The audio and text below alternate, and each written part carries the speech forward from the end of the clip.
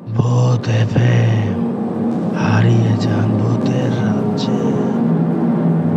আমি যখন কবিরাজকে নিয়ে আমার বাসায় আসলাম, তখন সেই কবিরাজ আমাকে জানালো যে আমার রুমেই নাকি 2টা আত্মা থাকে। তখন তো আমি খুব ভয় পেয়ে গেলাম, অবাক হলাম। আমার নাম রাহাত। আমি ঢাকায় থাকি এখন। আমি ঢাকায় এসেছি 2 বছর। তো 2 বছর আগে আমি আমার স্ত্রীকে নিয়ে ঢাকায় আসি। আমি ওষুধ কোম্পানির একটি চাকরি নিয়ে ঢাকায় এসেছিলাম। ঢাকায় আমার স্ত্রীকে নিয়ে আসার পর আমি একটি 5তলা ভবনে উঠি। আমি বাসা ভাড়া নেই 4তলায়। 4তলায় 2000 টাকা কম ছিল বাসা ভাড়া। আর এমনি তো আশেপাশে কোথাও বাসা ভাড়া পাওয়া যাচ্ছিল না। হঠাৎ করে বাসাটা নেওয়ার জন্য আরও 2000 টাকা কম পেয়েছিলাম, এ কারণে ওই বাসাটাই উঠে পড়ি। তো আমি আমার ফ্যামিলি নিয়ে গিয়ে ওঠার পর সব রুমে সব কিছু সাজালাম। সাজানোর পর রাত্রে খাওয়া দাওয়ার পর ঘুমাতে গেলাম। আমার একটি বাচ্চা আছে, বাচ্চাটি সকাল সকালে শুয়ে পড়ছিল, মানে ঘুমায় গেছিল। তো আমি বসে আছি। বসে থাকার পর একটু ফোন দেখলাম। দেখার পর ঘুমাতে যাব। হঠাৎ করে দেখি বাথরুমে পানির শব্দ হচ্ছে, মনে হচ্ছে যে টেপটা ছাড়া, বালতিতে পানি পড়ছে। তো আমি ভাবলাম কি যে হয়তো আমার স্ত্রী উনি পানিটা ছেড়ে ভুলে চলে আসছে, তাই আমি উঠেছি, বন্ধ করে দিয়ে আসলাম। বন্ধ করে দিয়ে ঘুমালাম। ঘুমানোর পরে প্রায় একটা দুটোর দিক হঠাৎ করে দেখলাম রান্নাঘরে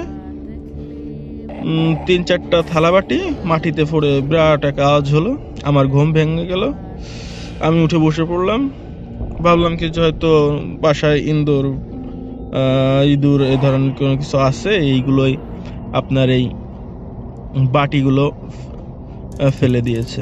আমি উঠে যাই। উঠে যে সে আগের মতন সব কিছু দেখলাম, স্বাভাবিকভাবে উঠালাম। উঠায় আমি এসে ঘুমালাম। ঘুমানোর পর সকালবেলা উঠলাম। উঠে আমি আবার সেই একই নিয়মে অফিসে গেলাম। অফিস থেকে রাত্রে আবার আসলাম। এসে খাওয়া দাওয়া করে আবার আজ ঘুমাতে যাব। হঠাৎ করে দেখি বাথরুমে সে একই আওয়াজ। আমি আমার ওয়াইফকে ডাক দিয়ে তুলে একটু রাগ করলাম যে কালকেও দেখলাম তোমাকে এইভাবে অন করে আসছো, আজকেও টেপটা অন করে আসছো, তোমার কি মনে থাকে না? সে বললো কি যে না, আমি তো বন্ধ করে আসছি। তাই মনে করলাম যে সে ভুল করছে, তাই তাকে একটু শাসন করলাম। শাসন করার পর একইভাবে প্রায় 1টা-1:30টার দিক আজও রান্নাঘরে বিরাট এক শব্দ। উপর থেকে একটি ডিশ নিচে পড়েছে। আমি উঠে বসে থাকলাম। এদিন একটু আমার মনে খটকা লাগলো যে কালকে একই সমস্যা, আজকে একই সমস্যা। কোনো ভয়ের কোনো কারণ মনে হচ্ছে আজকে হঠাৎ করে। তো আমার গাটা ঝিম করে আসলো। আসার পর আমি আমার ওয়াইফকে ডাক দিয়ে লাইটটা জ্বালালাম। তারপরে বললাম যে এভাবে কি থালাবাটির আওয়াজ হচ্ছে, কালকে হয়েছে, আজকে হয়েছে। তো আমার ওয়াইফও একটু মানে বিভ্রান্ত হয়ে গেল, একটু ভয় পাচ্ছিল। তা আমি ভয় পাওয়া দেখে আমি একটু, যে দুইজনে ভয় পেলে কেমন হয়, আমি একটু সাহস দিলাম। বললাম যে হয়তো এমনি পড়ছে ইন্দুরে, তা আমি করি, ওই ঠিকঠাক করে আসলাম। আর একটু ভয় লাগতেছিল। লাইটটা জ্বালায় রাত্রে ঘুমালাম, আর কোনো সমস্যা হয় নাই। পরের দিন আমি অফিসে গিয়ে আমার এক ফ্রেন্ডকে জানালাম, আমার সাথে চাকরি করে। তাকে বললাম এই কাহিনী, এটা কি আসলে কোনো ভয়ের কোনো কারণ নাকি এমনি হচ্ছে? আমার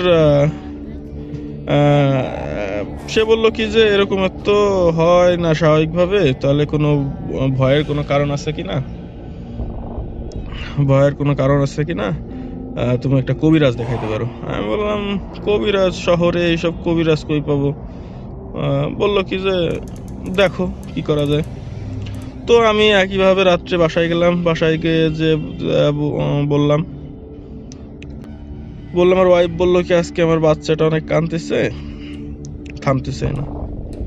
তো অনেক কান্নাকাটি করতেছে। আমি বাসায় গিয়ে তাকে কোলে নিয়ে একটু বাইরে ঘুরলাম, তারপরে কান্না থামলে আমি বাচ্চাটাকে ঘুমায় পড়লে বাইরের থেকে আমি নিয়ে এসে শোয়াই দিছি। তো আজকে আমার ভয় লাগতেছে, শোয়ার আগেই লাইট জ্বালাই শুলাম। আমাদের বাথরুমে আর লাইট ছিল না, লাইট জ্বালানো ছিল না, লাইট ছিল কিন্তু জ্বালানো ছিল না।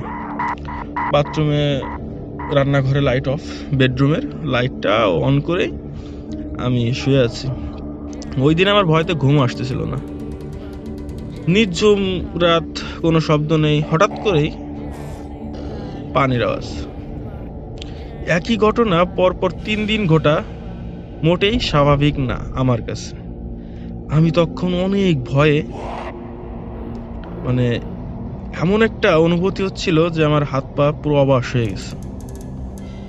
আমি বিরাট ভয় পেলাম। ভয় পাওয়ার পর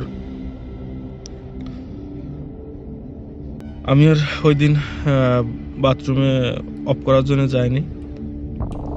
আমি শুয়ে আছি, ওয়াইফকেও ডাক দিলাম না যে ও উঠে ভয় পাবে হয়তো।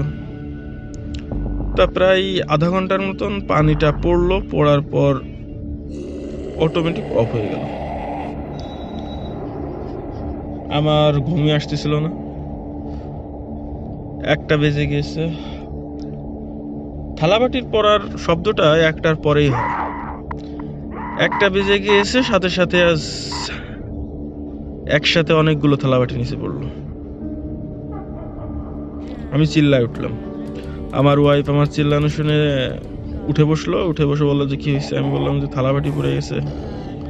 বললো, আমার ওয়াইফ একটু গালাগালি দিয়ে বললো কি যে প্রতিদিন একই অবস্থা, কি হয়েছে, এই ঘরে কি হয়েছে, এই বলে একটা ভয়ের শুরু হইলো। তা আমরা দুইজনই আর ঘুমাইতে পারলাম না, আমরা আর ওইগুলো দেখতেও যাই নাই। সকালে উঠে আমি বাইরে বেরোয় আমার বাড়িওয়ালার সাথে কথা বললাম। বললো যে এইসব কিছু না, এইসব তোমাদের মনের ভয়, মনের ভুল। তো আমাদের ওই বেরোয় আসলাম। বেরোয় এসে অফিসে গেলাম। একইভাবে অফিসে যে আমি সেই বন্ধুকে জানি একটা কবিরাজের সাথে দেখা করাইলো। সেই কবিরাজকে নিয়ে আমি আমার বাসায় আসলাম। আমি বললাম কি আমার বাসায় না গেলে আমরা রাত্রে থাকতে পারবো না, আপনি এখনই আসেন। আর আমরা এই শহরে হঠাৎ করে কোথায় বা যাব বাসা ছেড়ে, আপনি আসেন। এই বাসায়, একই বাসায় তো ভূতের সাথে তো আর রাত কাটানো সম্ভব হয় না। সেভাবে আমি আমার ফ্রেন্ড সেই কবিরাজকে নিয়ে বাসায় আসলাম। বাসায় আসার পর কবিরাজ অনেক কিছু করলো, দেখলো। তার অনেকগুলো মাধ্যম দিয়ে এসে দেখে বললো কি যে এই ঘরে 2টা আত্মা আছে। 2টা আত্মা আছে। এটা শুনে তো আমার ওয়াইফ অনেক ভয়, আমিও অনেক ভয় পাচ্ছিলাম যে এই রুমে তো আর থাকা যাবে না।